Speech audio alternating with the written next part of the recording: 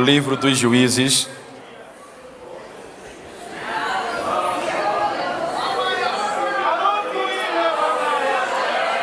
É bem verdade que os irmãos hão de convir. Eu vou pregar este texto, não por conta do hino, pois seria impossível. Mas é a mensagem que está no meu coração há dias. Capítulo 7 dos Juízes, versículo 3.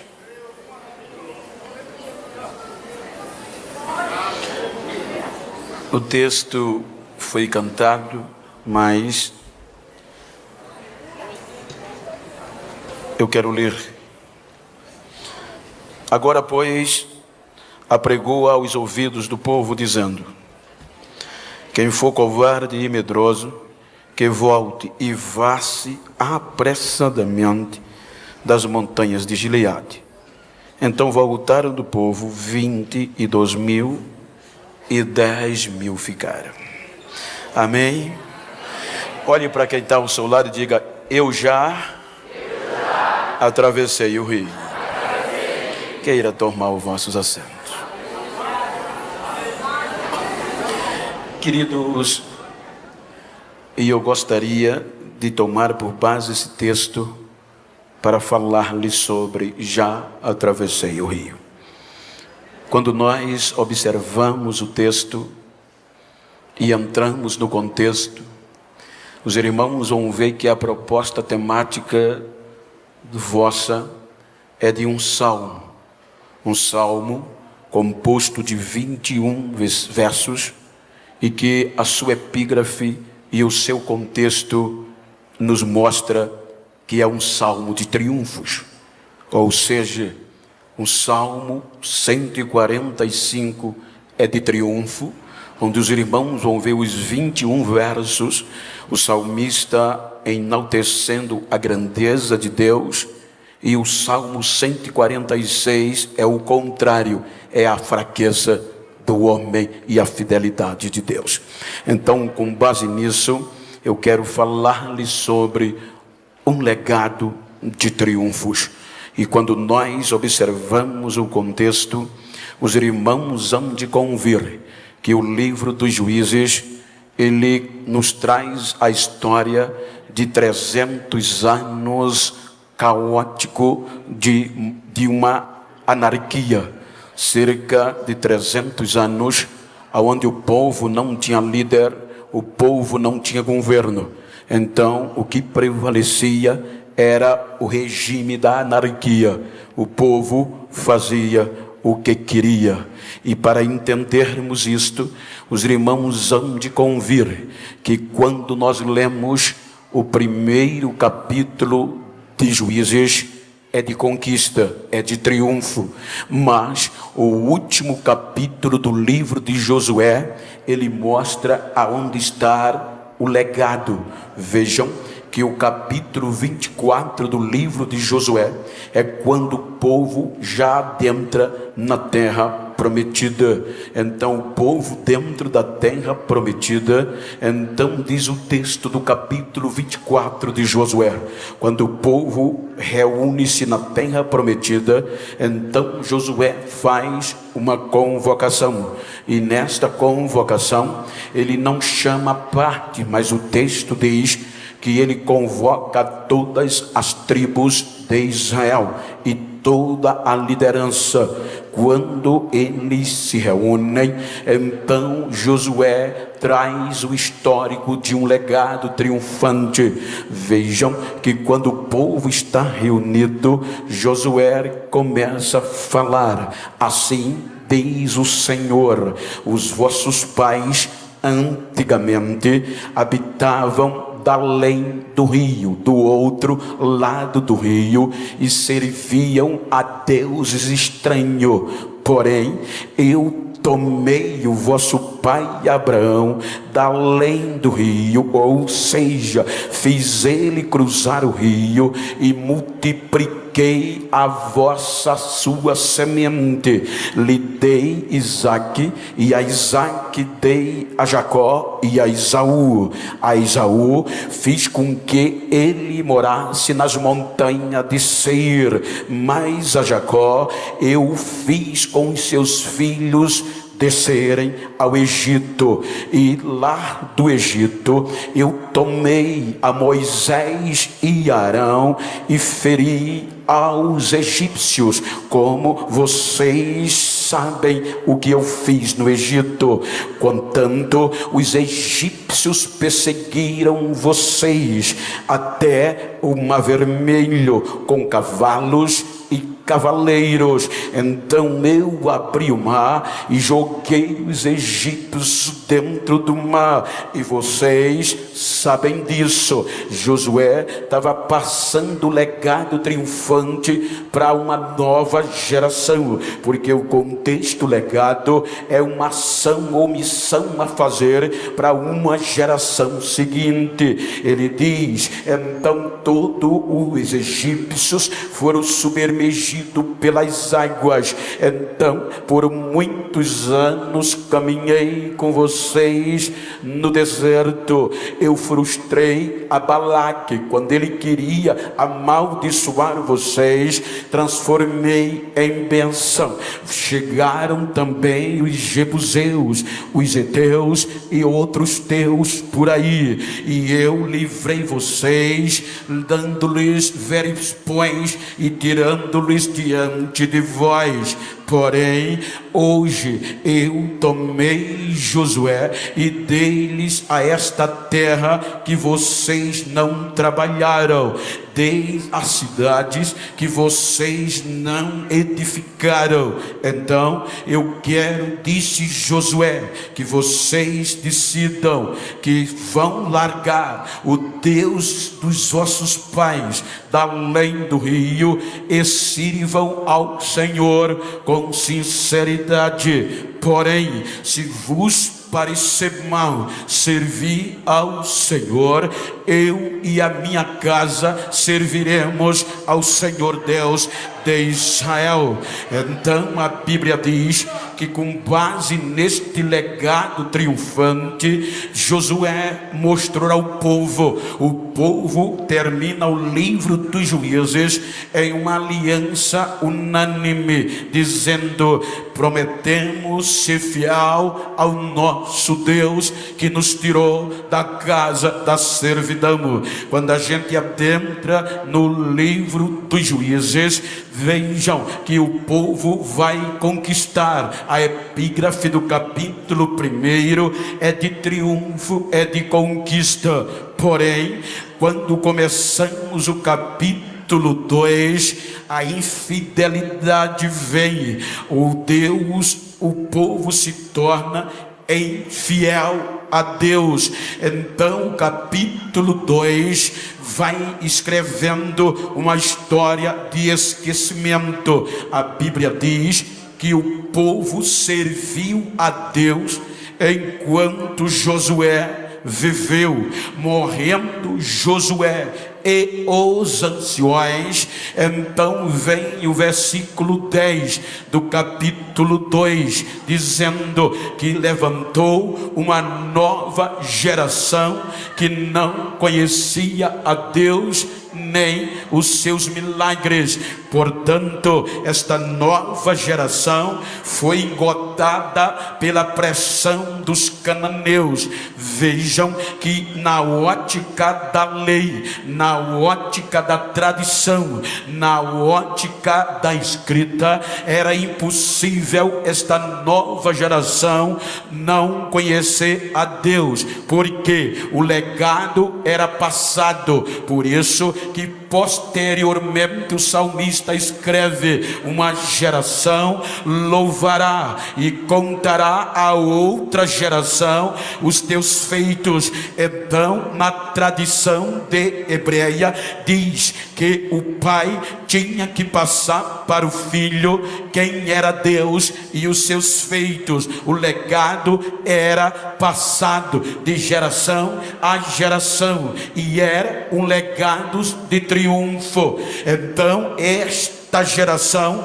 sabia quem era Deus e o legado, mas engodada pelo contexto da tradição cananeia, abandonaram o legado e a tradição, pois todo este legado de triunfo, pode observar, começou da além do rio, quando eles atravessaram o rio. Por isso que o Novo Testamento começa depois que o povo atravessou o rio. A tradição de Noé e de Abraão, de Adão, ficou para trás. Mateus diz: geração de Jesus Cristo, filho de Davi, filho de Abraão. Então, a partir que o Abraão cruzou o rio, a derrota é inconcebível. Então esta geração não fez caso do legado deixado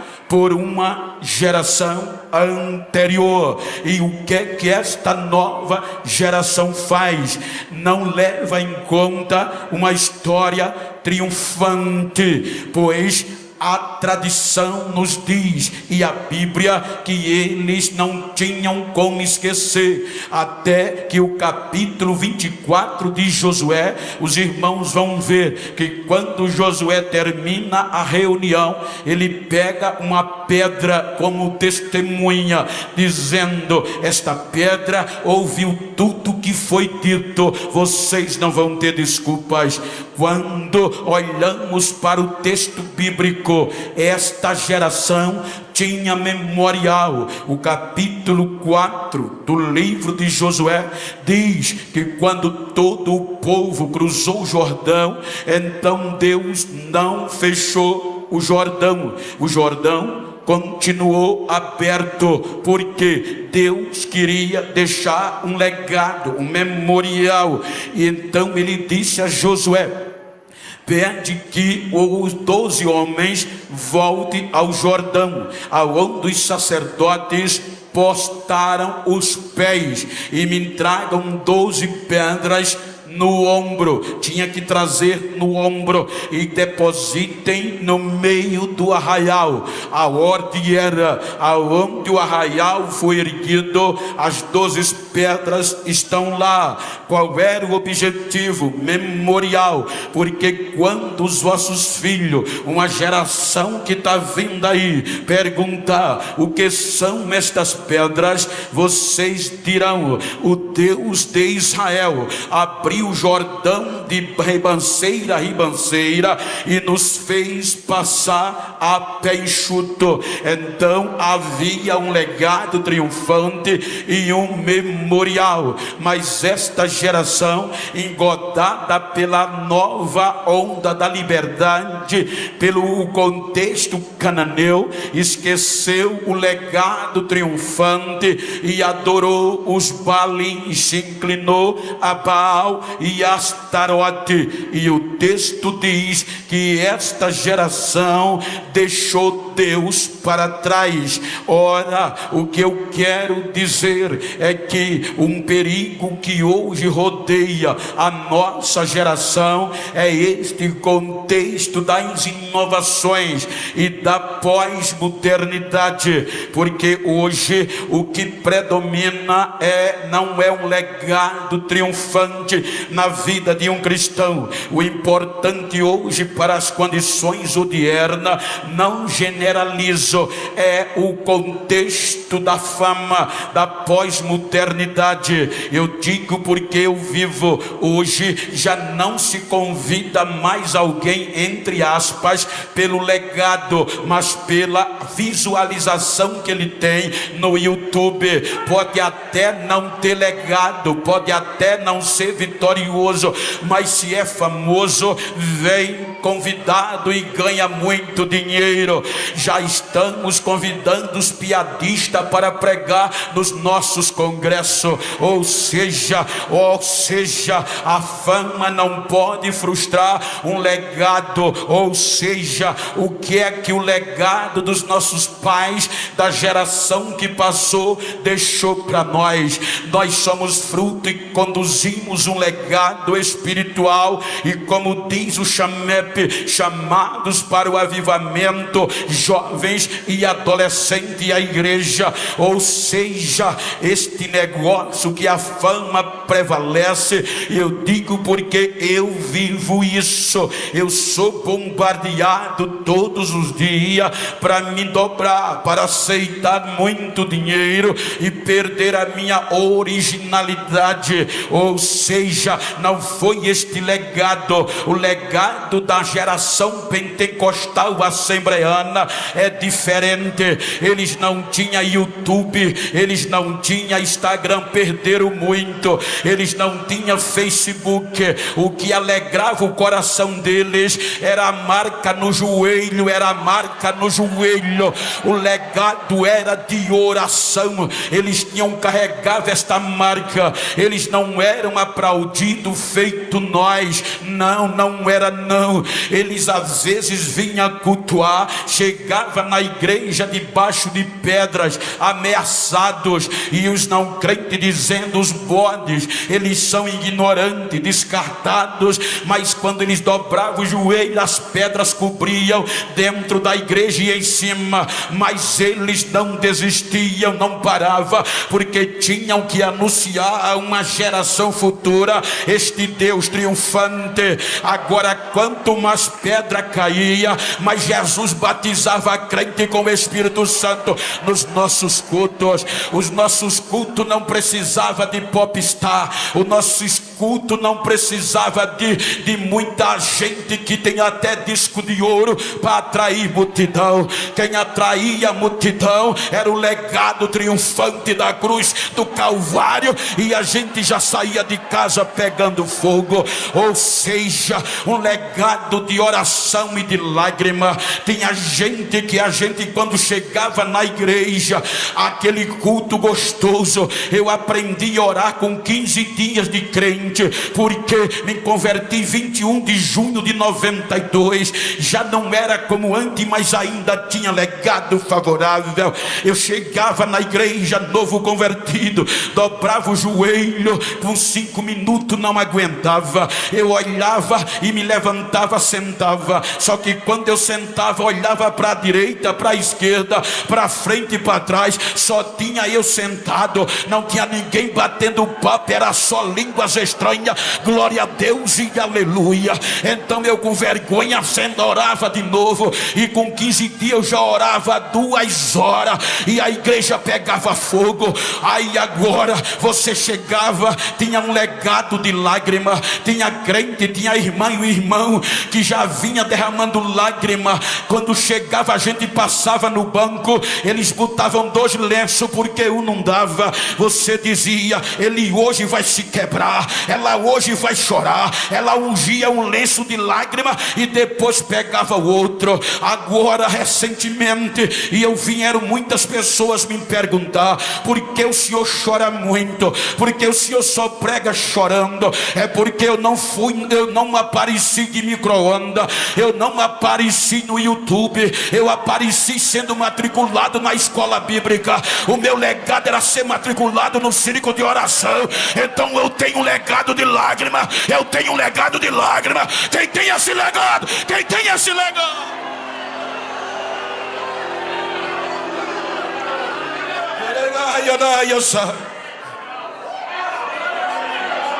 Agora olha como eram os nossos cultos.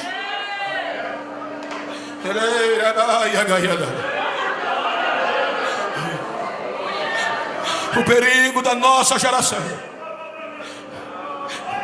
é que a gente não espalhe com as mãos um legado que os nossos pais conquistaram de joelhos.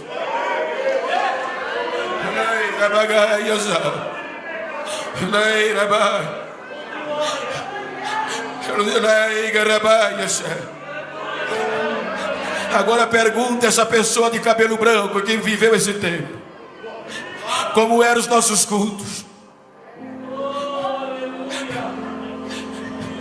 Congressos como este. Não precisava muita coisa. Porque nos ensaios, Jesus já batizava quase tudo.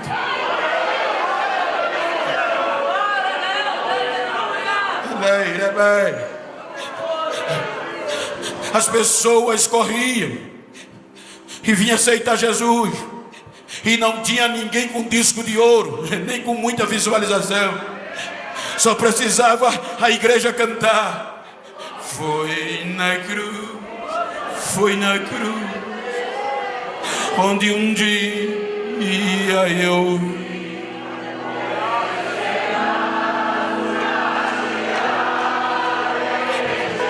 E as pessoas entravam com as mãos levantadas, sem convite.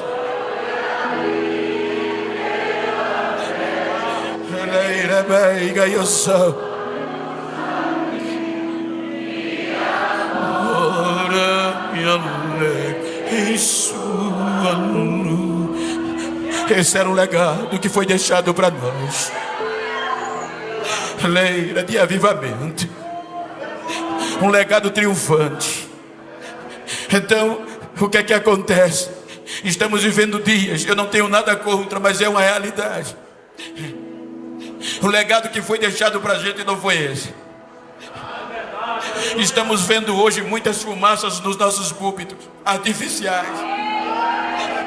Estamos vendo hoje muito jogo de luz para enfeitar o ambiente. Eu tenho pregado em lugares que o pregador já é proibido falar línguas estranhas. O cantor já é proibido falar línguas estranhas, para não escandalizar quem não é crente. Mas o legado que foi deixado para a gente não era assim. Quanto mais Pentecoste, mais almas se convertia.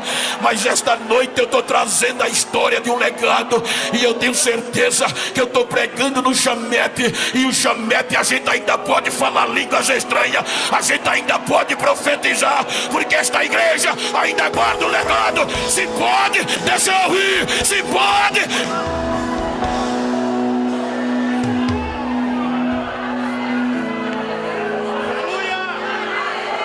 Temos que voltar a ouvir as nossas crianças falar línguas estranhas de novo. As nossas crianças hoje estão aprendendo a cantar, mas não estão falando mais línguas estranhas na sua maioria. Temos que voltar a ouvir elas falar línguas estranhas e profetizar. Os nossos jovens e adolescentes, a gente tem que ver eles marchar no meio do culto, profetizando e tendo visão, e Deus fazendo a diferença.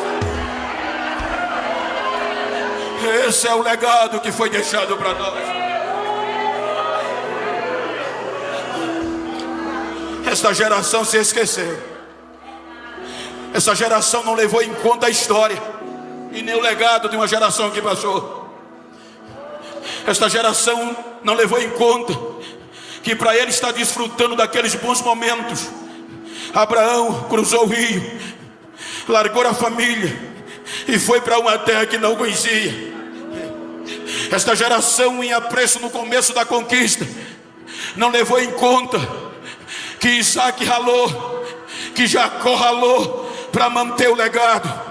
Esta geração que passou no capítulo 2 de Juízes não levou em conta que José foi vendido por conta deste legado. Não levou em conta que Moisés abriu mão de ser chamado filho da filha de Faraó por conta deste legado. Esta geração não levou em conta, mas a geração do Chamepe ainda pode lembrar e ainda testemunha comigo que o legado que os nossos pais nos deixaram é de avivamento. Esqueceram. E aquilo que era para ser liberdade se tornou escravidão. Se você terminar o capítulo 2 e for até o final do capítulo 5, você vai encontrar 206 anos de história. E nesses 206 anos de história, 46 deles foram de escravidão. O pior, dentro da terra prometida, tinha um legado triunfante, mas não levaram em conta o legado. Os amonitas, os cananeus, os moradores da Mesopotâmia, 46 anos sendo escravos dentro da terra da liberdade. Os 400 e poucos anos no Egito era em terras alheias, mas agora se tornaram escravos dentro da terra da liberdade, que a geração passada sonhava e não viram, não entraram, e agora não levaram em conta e se tornaram escravos. O que eu acho lindo é a grandeza de Deus. Nesses 46 anos, todas as vezes que Deus ouvia o clamor, toda vez que esta geração era oprimida e lembrava do legado que uma geração passada anunciava, dobrava o joelho e clamava, e Deus ouvia e usava alguém para libertar. A Bíblia diz que mesmo o povo sendo infiel, Deus permanece fiel do mesmo jeito. A fraqueza do homem não altera a fidelidade de Deus. Então diz para quem está ao teu lado: a tua fraqueza, diga para ele, a tua fraqueza não altera a fidelidade de Deus. A tua debilidade não é maior do que o amor de Deus. O legado é triunfante, é de triunfo. Quando a gente começa o capítulo 6 do livro dos Juízes,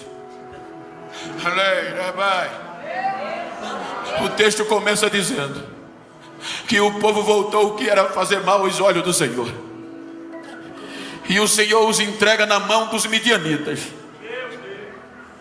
E agora os midianitas, com o povo do Oriente, e os amalequitas não enfrentam eles com poder bélico.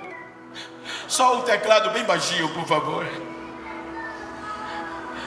Pelo período de 7 anos, a região do norte, a mais produtiva, Zebulon, Asser, Naftali, Manassés, semeava semente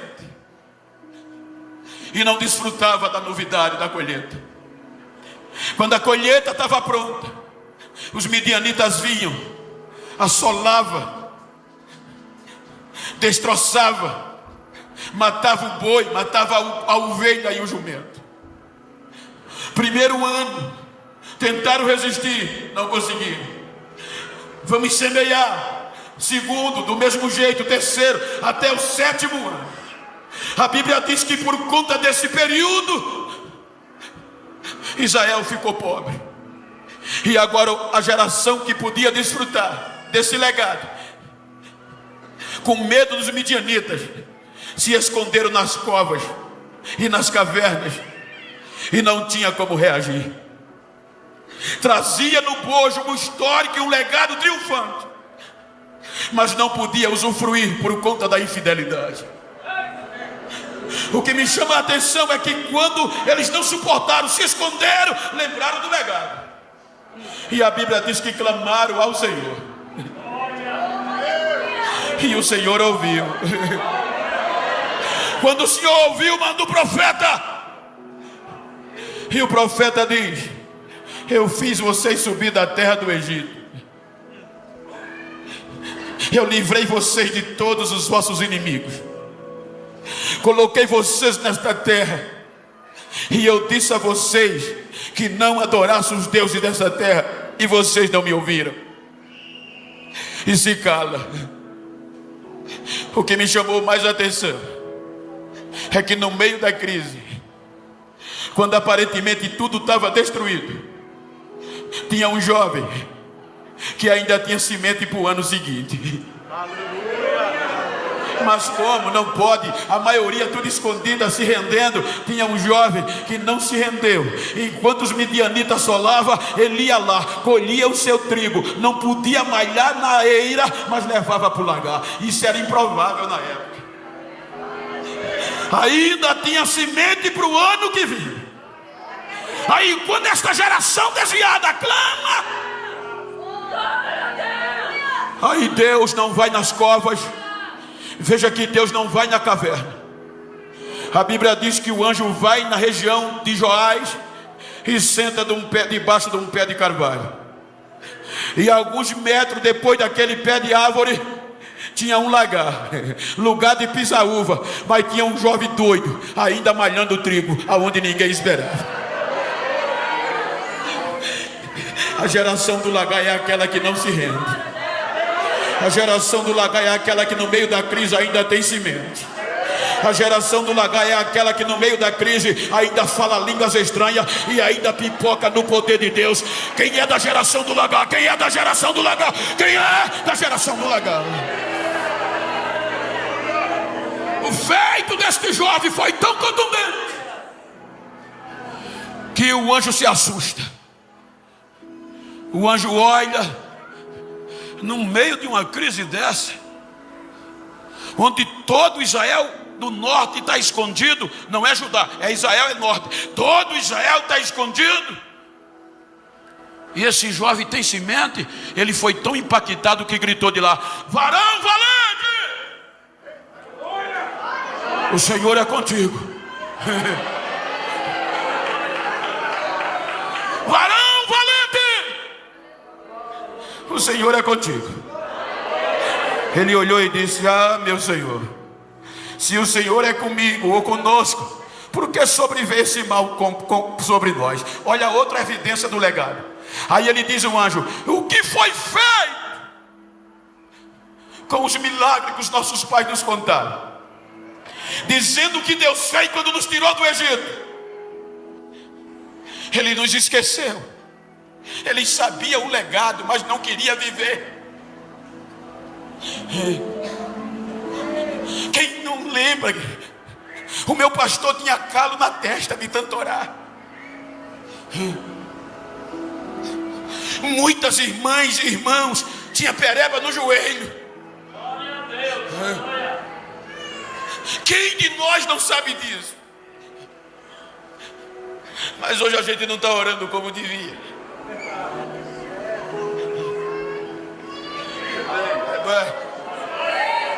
Ele sabia o legado, mas não queria assumir o compromisso.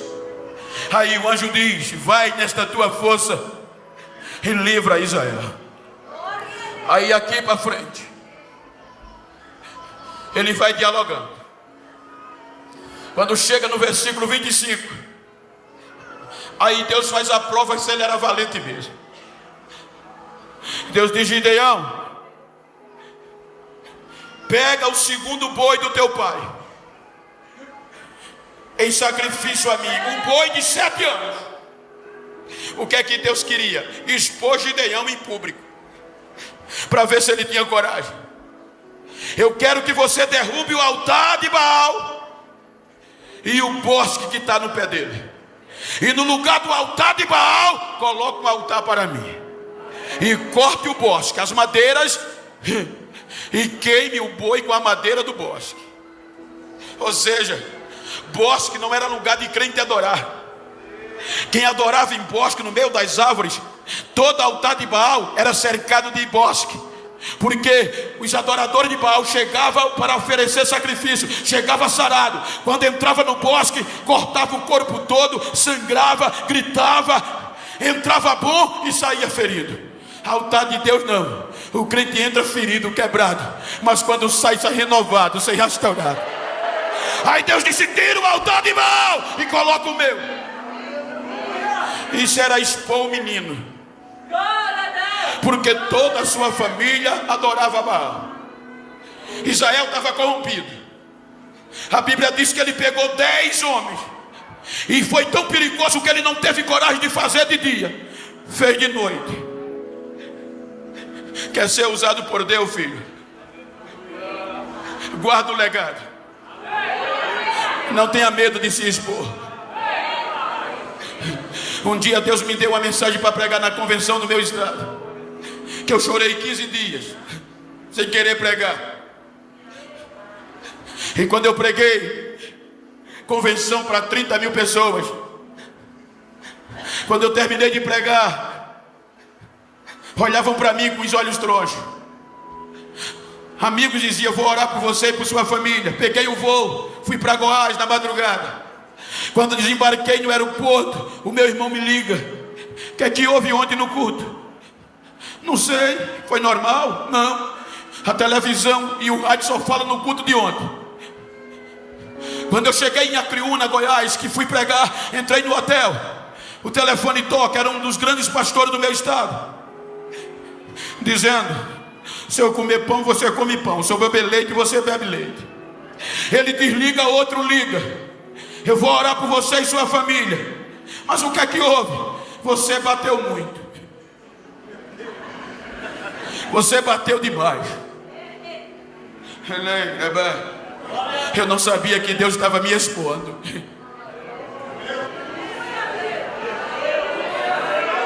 Na minha terra.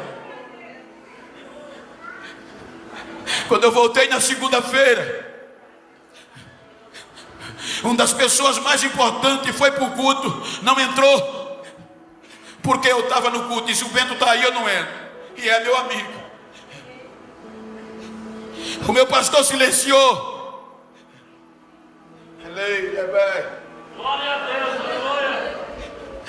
Eu cheguei no culto de ensino, os irmãos olhavam para mim e começavam a falar em línguas estranhas.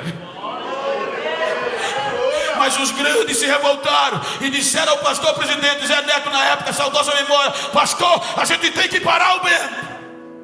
O pastor disse: enquanto eu estiver aqui, Deus ainda fala. Diga para quem está o boi, tem coragem? Diga para quem está do teu lado: tem coragem de matar o boi? Tem coragem de cortar o bosque? Deus não usa ninguém sem primeiro lhe expor. Expôs Davi, expôs Elias, expôs Moisés, nem Jesus escapou. Mês de agosto de 2014, as coisas... Eu preguei sobre cavadores de tijolos naquele dia. As coisas que foi pregada foram acontecendo, mas os amigos saíram me denigrindo a imagem. Aqui em Brasília, alguém cancelava, porque alguém de Maceió dizia: o Bento está queimado, bateu demais e ofendeu o pastor. Mas quando eles fechavam, denigriam a porta, Deus abria mil, e eu começava viajando mais. Quando deu o mês de janeiro de 2015, eu ia para Campina Grande, o telefone toca: até aqui, quase 7 meses, o meu pastor em silêncio. Eu ia para Campina Grande, pegar com o pastor Daniel.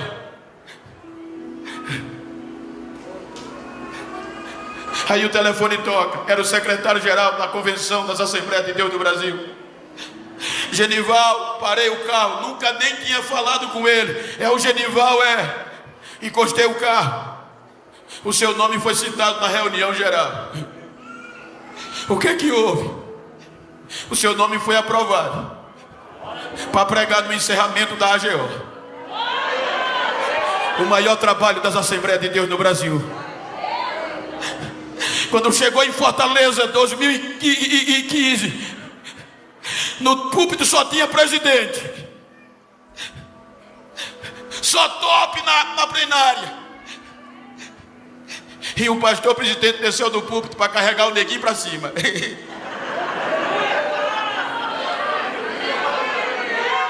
Quem criticava estava todo embaixo e o negrinho em cima, dando glória a Deus e pregando. Diga para quem está ao seu lado: eu já atravessei o rio. O meu legado não é de perdedor, é de triunfo.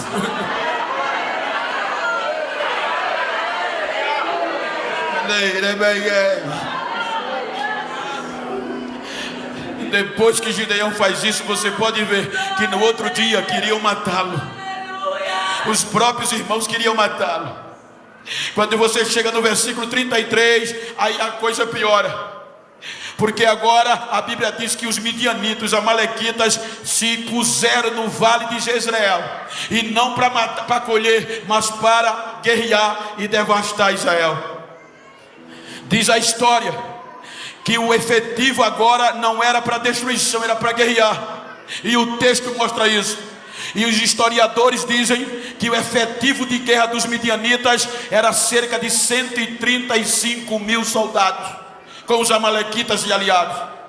Quando você chega no versículo 34, depois que ele se expôs, aí o versículo diz: o Espírito do Senhor revestiu a Gideão. Só foi cheio depois que se expôs. Aí Deus disse: ele serve. Aí ele pega a buzina e vai contra-atacar, vai convidar os seus irmãos para a guerra. Quando ele convoca os seus irmãos, só chega da sua família, de Abiezer. Aí ele chama mensageiros e diz a eles: vão em Manassés, vão em Asser, vão em Naftali, e convoque os guerreiros para guerrear. Eles foram. Quando chegam com Gideão, 32 mil soldados. Isso implica dizer que para quem traz um legado de triunfo era fácil.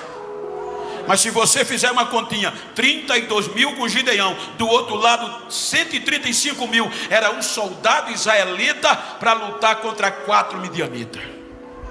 Aí quando sabe, tremem. Aí para piorar, já era difícil. Aí Deus diz: Gideão, tem gente demais aí. É mole? Faz o seguinte: prega. Quem tiver com medo, quem for covarde, pode voltar depressa. No primeiro grito, 22 mil soldados voltaram. Só ficaram 10 mil.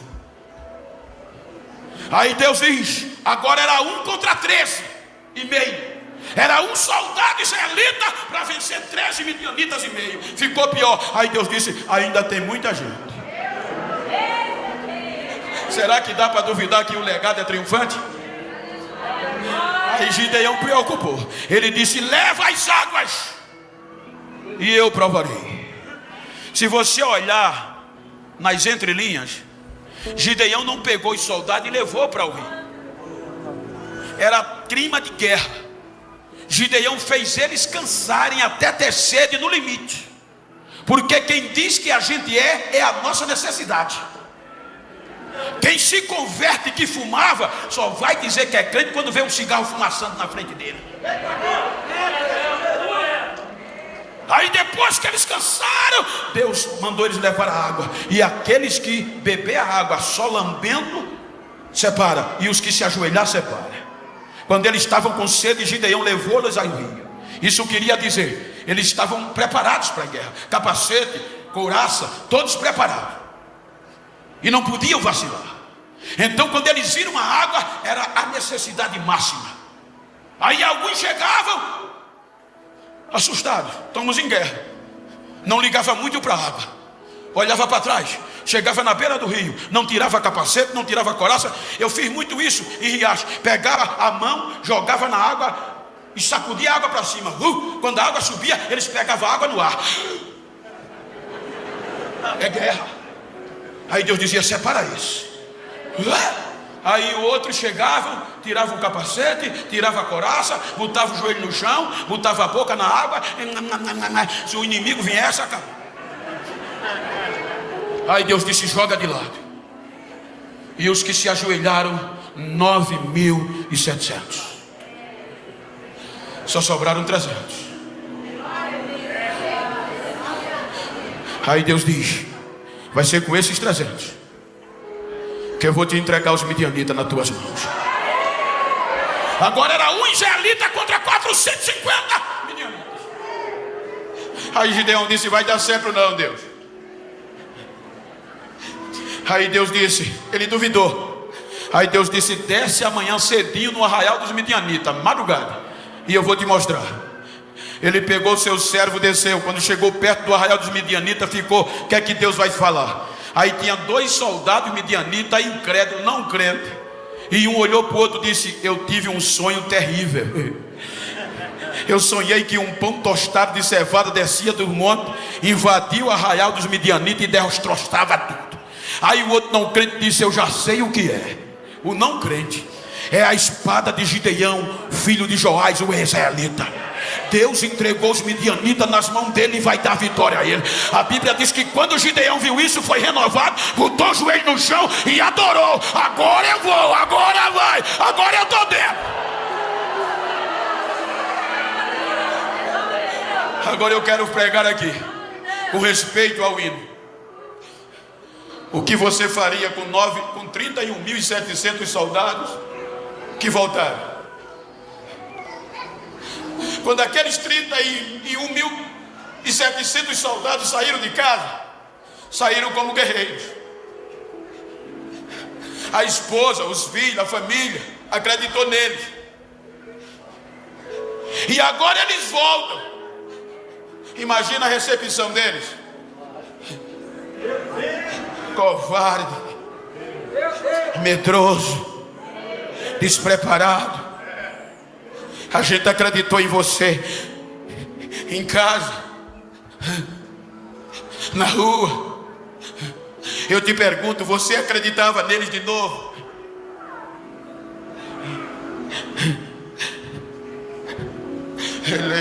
O capítulo 6 dos Juízes, versículo 35, diz que eles foram convocados como guerreiros. Quando chegaram em casa, já venceram? Não, era muito perigoso, era 1 para 13. Então a gente afrouxou. Amarelei. Que reputação eles tinham agora?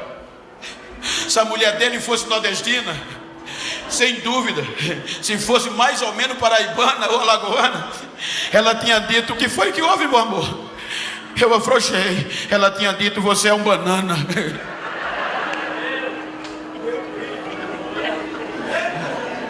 O que você faria com esses 31.700? Gideão recebe instrução. Gideão não vai precisar espada. Você pode olhar o texto.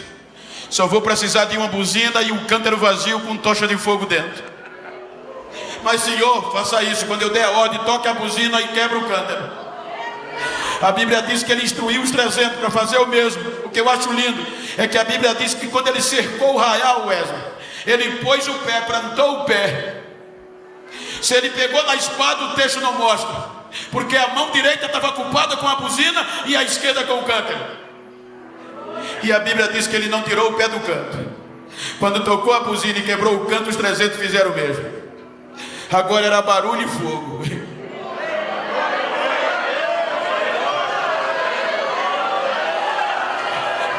O legado voltou, barulho e fogo.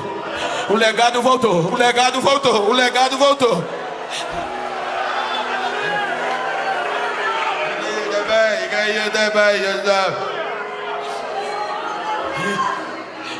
A Bíblia diz que os midianitas se acordaram assustados.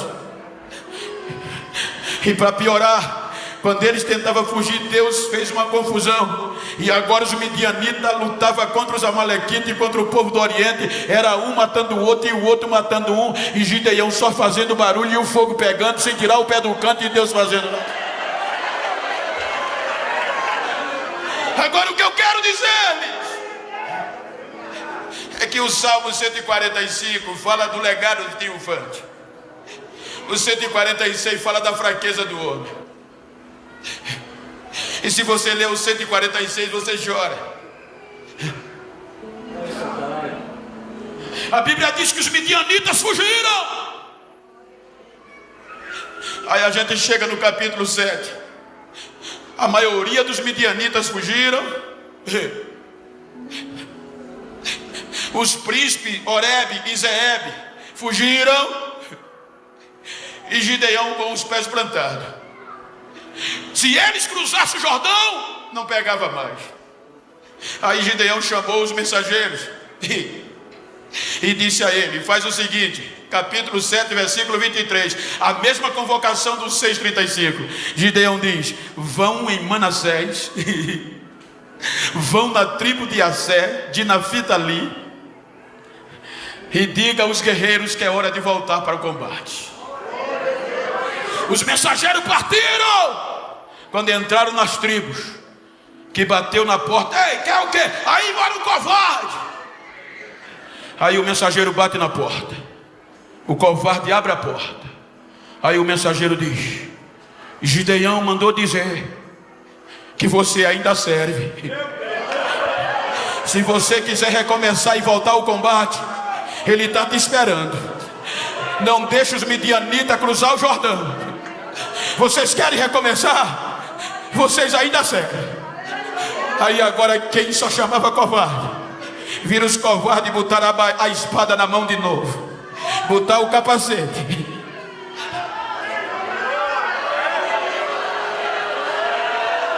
A Bíblia diz que eles tomaram conta do Jordão, juntaram-se com os efraimitas, e quando os midianitas vinham, foram eles, gente, que lutaram. A Bíblia diz que eles com os efraimitas mataram os gibeonitas, os midianitas, e para melhorar, pegaram o melhor prêmio que numa guerra podia ter, a cabeça dos príncipes. A Bíblia diz que mataram Zeeb e Oreb. Agora, quem ninguém acreditava mais, chega para Gideão com a cabeça dos príncipes e entrega. Obrigado por acreditar em nós de novo. Obrigado por acreditar em nós de novo. Eu não sei como você chegou aqui. A gente só vem indo para 300. Mas a história não termina com 300, é com 32 mil. Olha para quem está ao teu lado e diga: a partir de hoje vão ter que esquecer os 300 e vão ter que fazer hino para botar você no meio. Vai ter que fazer hino para 32 mil, não para 300.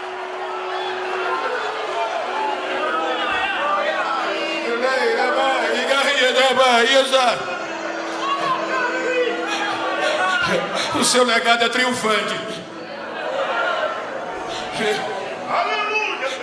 O seu legado não é de derrota. Eu não sei como você chegou nesse congresso. O que eu achei lindo é que na antiga Roma, quando o exército estava em combate, o exército romano, que terminava o combate, que voltavam, quando entravam na cidade, a elite de Roma levantava para aplaudi-los. Era eles entrando na cidade e aplaudidos. Só que a maioria não vinha mais perfeita. Uns vinham sem orelha, outros vinham sem pernas, outros vinham sangrando, outros nas costas um do outro, mas aplaudido pela elite. Combatente, diga para quem está ao seu lado: não estou nem aí como você chegou no congresso. Se sem orelha, se ferido, se carregado, eu só quero saber que quando a trombeta tocar, você vai estar lá comigo.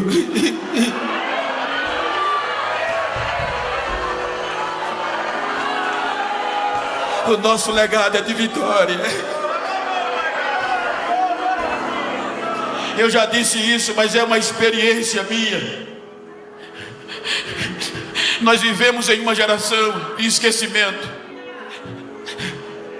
que só precisa, deixa a gente para trás facilmente.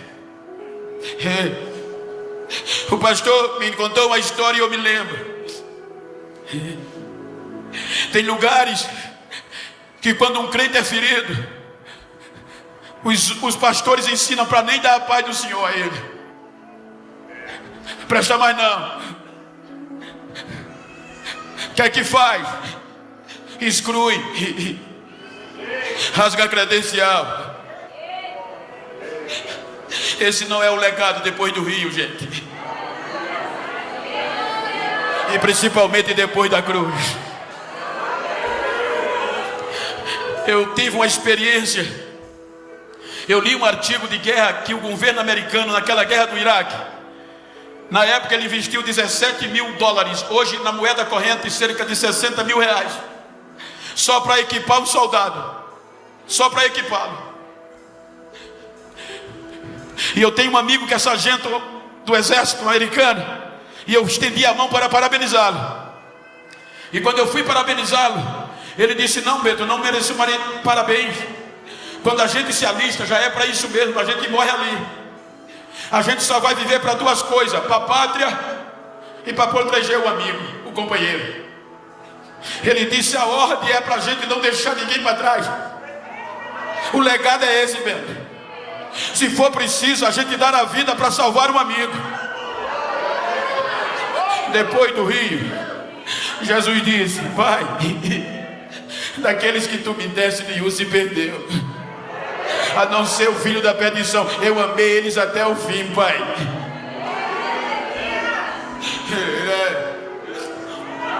Ele disse: Bento, me ajuda aqui, Wesley, com todo respeito. Ele disse: Bento, tem hora que a gente está em combate, Bento, e tem hora que dá vontade de desertar. É tanto tiro, tiroteio, mas o legado do exército é proteger o outro. Se preciso for, veio uma bala no encontro do meu amigo, eu ponho na frente, eu sou atingido para proteger ele. Ele disse: mas tem hora que é tanto barulho e de repente a gente vai andando, daqui a pouco só vê o pipoco pá, quando olha, o companheiro caiu, e já caiu sangrando, e a gente quando olha para trás, ele está sangrando. Aí a mente da gente diz: não presta mais não, deixa ele para lá. Mas o legado diz: vai olhar se ele respira. Se ele estiver respirando, ainda serve. Se ele estiver respirando, ainda serve. Levanta ele, põe ele no ombro. Ele está respirando, traz ele, ainda tem jeito. Coloca ele no ombro, ainda serve, ainda serve.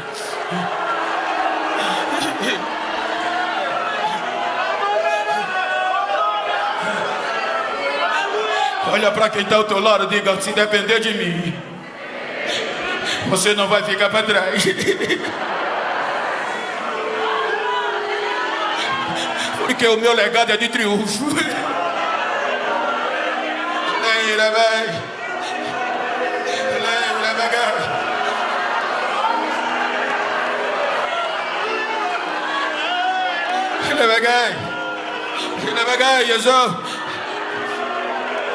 Vocês já ouviram, mas me pediram.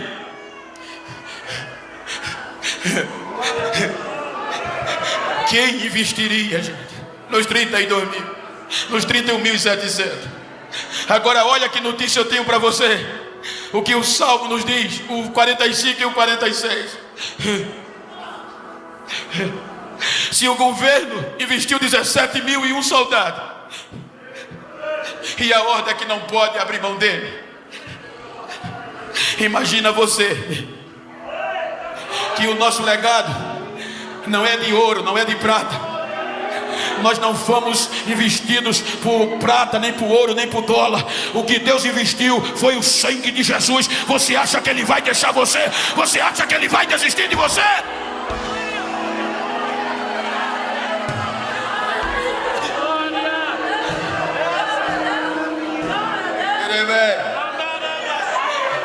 Eu estou aqui, gente.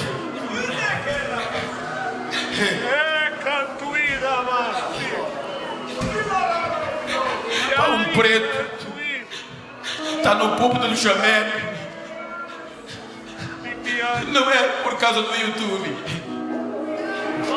Quantas vezes olharam para mim e diziam que eu não valia o que comia. Esse negro não vale o que come. E chegou um crente e disse: tem alguém que acredita em você? Eu disse: mas eu tenho muitos defeitos. Ele é especialista em quem tem defeito, mas ninguém acredita em mim. Ele gosta de investir, ninguém acredita mais. E me levou 3 meses depois, eu aceitei. Ele me aceitou com todos os meus defeitos. Com 15 dias me batizou com o Espírito Santo. Agora com 1 mês de crente, eu já orava mais de 2 horas, já ia para 3. Aí comecei a gostar e orava no mínimo 8 horas por dia. Quando não dava tempo por causa do trabalho de dia, eu rolava à noite. 1 ano e meio de crente. Eu estava num culto na igrejinha dentro do canavial, e o pregador olhou para mim e disse: Deus está me dizendo que as fronteiras do mundo vão se abrir, e você vai ser um instrumento restaurador nas mãos dele. Terminou o culto, fomos para casa. 3 dias depois, um grupo de obreiros foi para mim e disse: Bento, acredita naquilo não. O pregador errou. Mas por quê? Esquece aquele culto. Tu tem 3 defeitos que é impossível alguém acreditar em você. Quais são? Você é pobre, analfabeto, e para piorar você é preto. Vai muito longe não, Beto. 92 a 93 eu disse, eu vou desistir. Se no mundo eu não presto e aqui também, resolvi desistir. Fui orar meia hora para nunca mais entrar numa igreja. Quando eu dobrei o joelho, o Espírito Santo, meia hora, não deixou me levantar. Tinha um peso no meu ombro e uma voz no meu ouvido dizendo, eu não desisto de você. Hoje eu vou mostrar a você o que eu sou capaz de fazer. 4 horas da tarde eu me levanto. Quando eu vou para casa, eu não chego em casa porque o mensageiro diz, a tua filha de 9 anos foi para o posto de saúde. Quando eu cheguei no posto, o médico disse, já morreu. Prepara o funeral. Coloquei ela no braço. Quando eu saí do posto, o Espírito Santo disse, não vai para casa não, vai para onde tu estava, que eu vou te mostrar que quem te escolheu fui eu. Eu não dependo do que o homem acha nem do que o homem diz. Eu cheguei no posto, o médico mandou eu entrar, disse, olha, ela já entrou em óbito. Eu saí nessa situação, vai para a igreja. Cheguei na igreja, joguei ela no piso. Quando eu joguei ela no piso, não demorou muito, 10 segundos depois que o médico chegou e a enfermeira, porque foram dizer, ele está doido. A voz de Deus disse, fui eu que te trouxe aqui. E para você saber quem sou eu te dou vitória hoje. A menina começou a se endireitar e deu um salto em 10 segundos.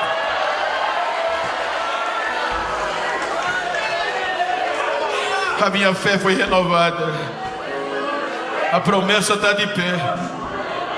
95 eu disse, agora vai. 96 continuava na cana. 97 na cana. Aí os irmãos chegaram e disseram, eu não disse a você que era para não acreditar? Tu é pobre, nego, procura o teu lugar. Aí começaram a zoar. Qual foi o país que tu veio hoje? Eu tinha vindo do Canavial. Aí ele dizia, o internacional chegou. 15 anos vivendo o legado dos meus pais. 15 anos esperando nesse legado, é de vitória. 2009 eu recebo o telefonema, era o secretário-geral da convenção de meu estado. Genival, pois não, daqui a 13 meses, junho, julho, a convenção, em agosto é a convenção. E o pastor presidente mandou eu ligar, você vai ser um pregador da noite. Eu dentro da cama. Eu nunca tinha ouvido nem falar no secretário, desligou e não disse mais nada. No mês de julho, os outdoor, na BR 104, 101, a internet. Aí os doutores foram para ele dizer, o senhor vai colocar aquele nego para pregar? Porque no outdoor era o pastor presidente. Só tinha gente top, pastor presidente da convenção tal, pastor Josué Brandão, só top, pastor Messias, pastor tal. No meio dos top tinha uma carinha preta lá.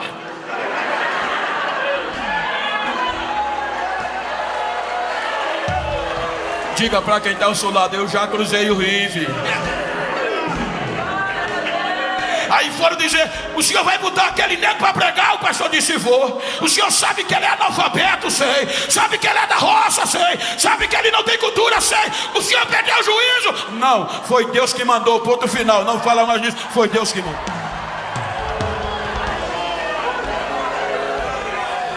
Em 2009 eu preguei.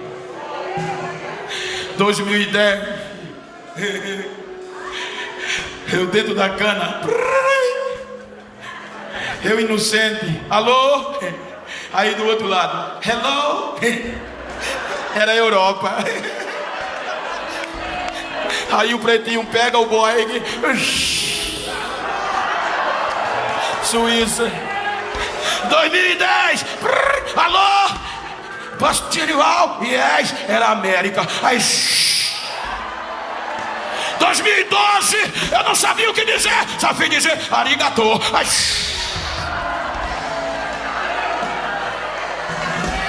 legado. Eu estou dizendo isso porque estou pregando para uma geração que tem que preservar esse legado.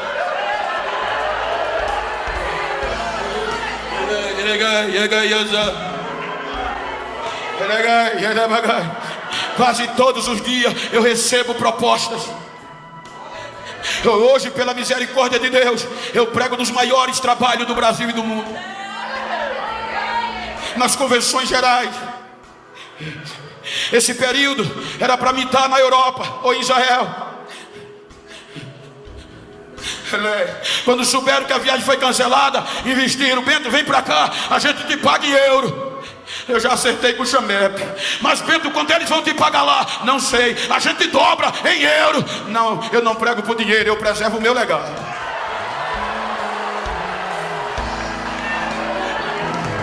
Tem muitas vezes que eu estou pregando para 50, 60 mil pessoas, e quando eu puxo a rede, vem multidões, e Jesus começa a batizar.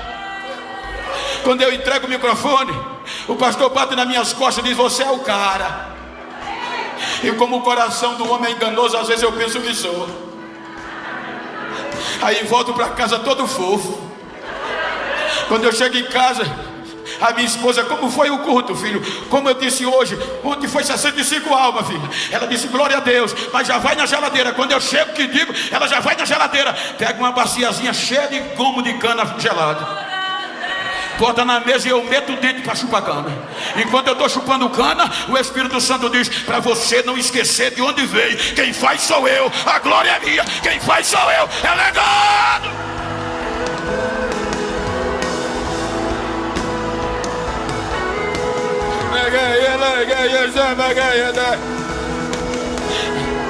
Te coloca de pé, por favor. Te coloca de pé, por favor.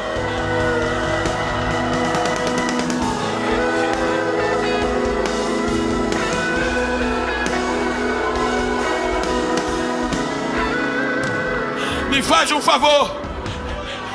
Se você está perto de um crente do mesmo sexo, ou de uma pessoa íntima, mesmo sem ser crente, vira para ela aí, vira para ela.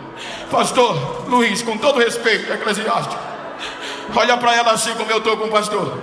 Olha para mim não, e diga para ela: estou nem aí, quero nem saber como você chegou nesse congresso, quero saber como você vai sair.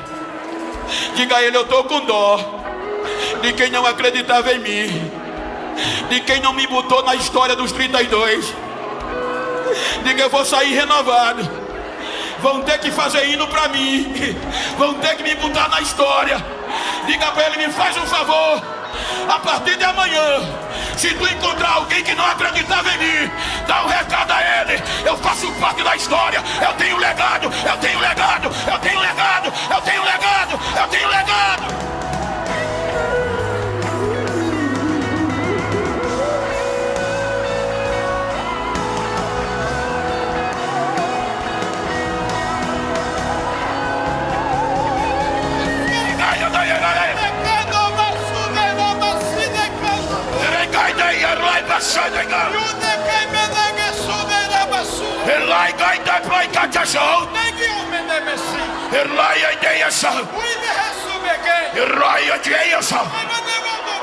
Isso é pouco.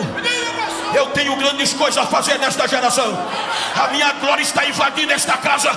A minha unção está levantando caídos. Porque eu não mudo. Eu estou derramando a unção esta noite sobrenatural sobre a minha geração, para que saiba que eu não mudo. Recebam, recebam a minha glória. Assim diz o Senhor. Recebam, recebam, recebam, recebam.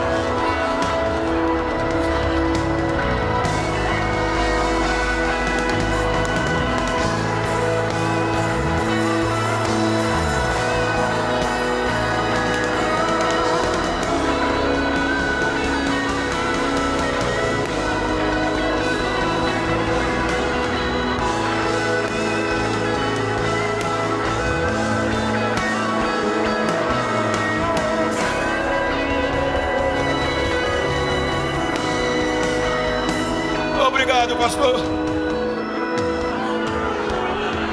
Eu não desisti.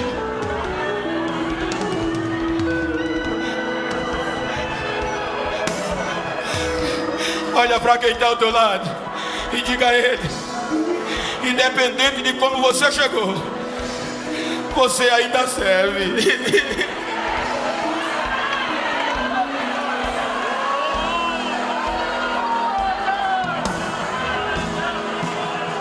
Eu quero saber onde estão aquelas pessoas que foram feridas. Eu quero saber onde tem alguém afastado. Eu quero saber onde estão os desacreditados. Eu quero saber onde estão os 31.700.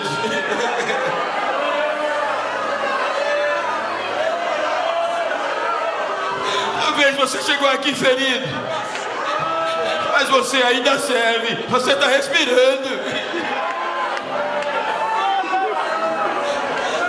Cadê a primeira alma para Jesus? Ajuda ela aí, esse é o nosso legado. A primeira alma já está aqui em lágrimas. Cadê a segunda vida? Vem, sai daí do telão.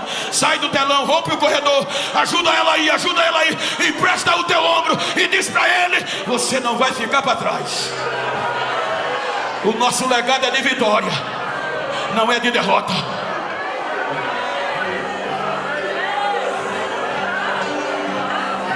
Cadê a segunda vida? Sai do teu lugar.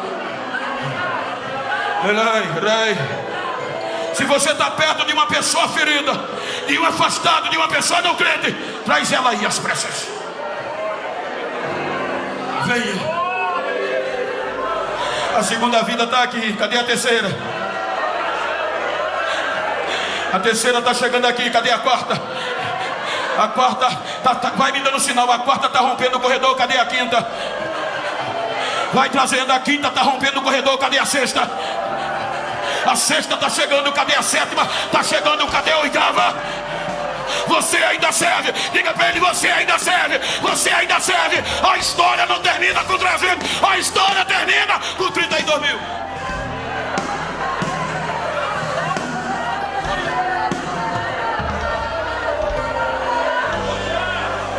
Aonde está você? Ajuda ela.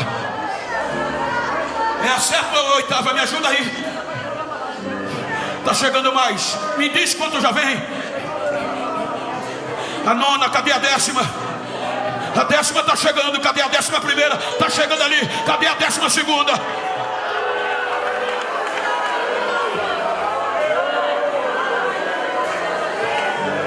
Abre o microfone do cantor. Cadê a 12ª?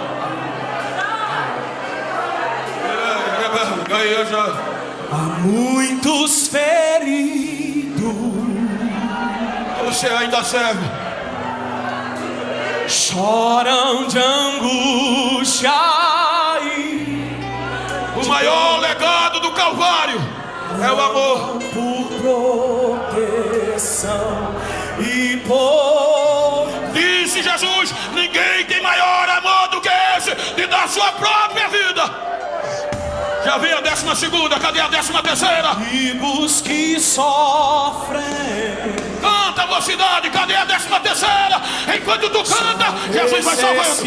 Salva Jesus, salva Jesus, salva Jesus. De hoje não deixe um soldado ferido morrer. A 13ª está aí pertinho de você. Vê se a 13ª está no telão. Chama ela aí, chama ela aí. Vem dar o bálsamo. A igreja. E a ferida sarará. Pronta. Com teu manto de amor. Eu estou esperando a 13ª. Eu não sou de insistir muito. Eu estou esperando a 13ª. Iremos ir. A unção que está dentro de mim está quebrando o Descanso lhe estará. O inferno pediu a tua vida, mas Deus preservou. Angústia sairá. Vem, vem, vem, vem, vem.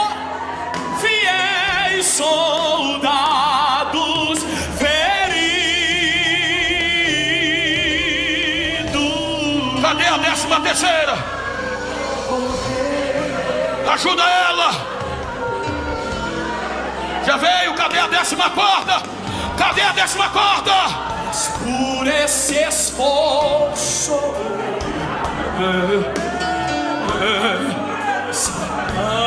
tentou suas vidas matar. Pela internet já tem 2 pessoas faltando para Jesus. A Cíntia. Tem mais 6 na internet.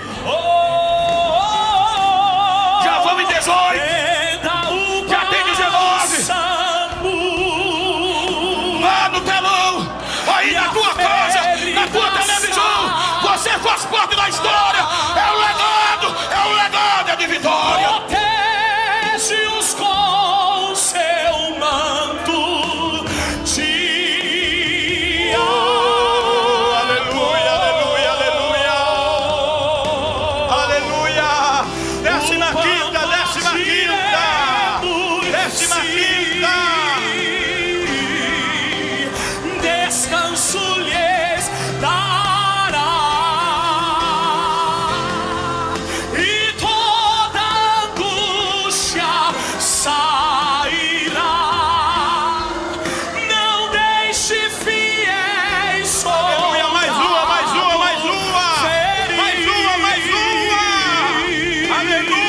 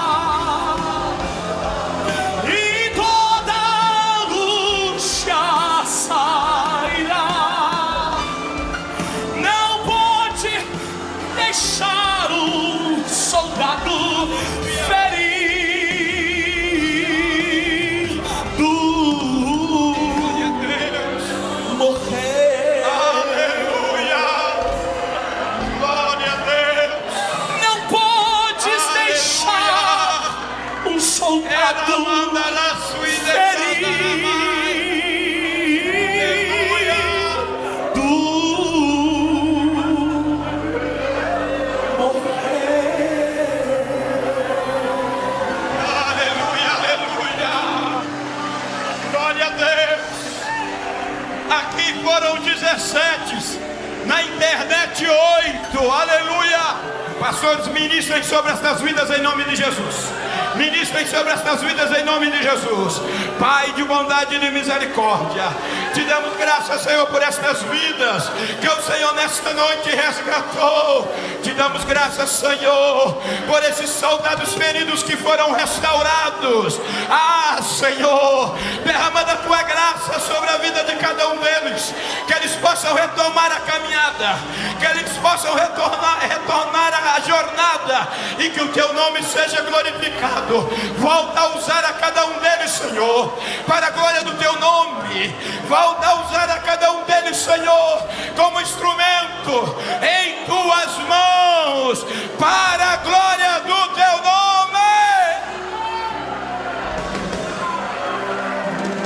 Abraça o seu irmão que está do lado aí, abraça o seu irmão que está do lado e diga: Deus não desistiu de você.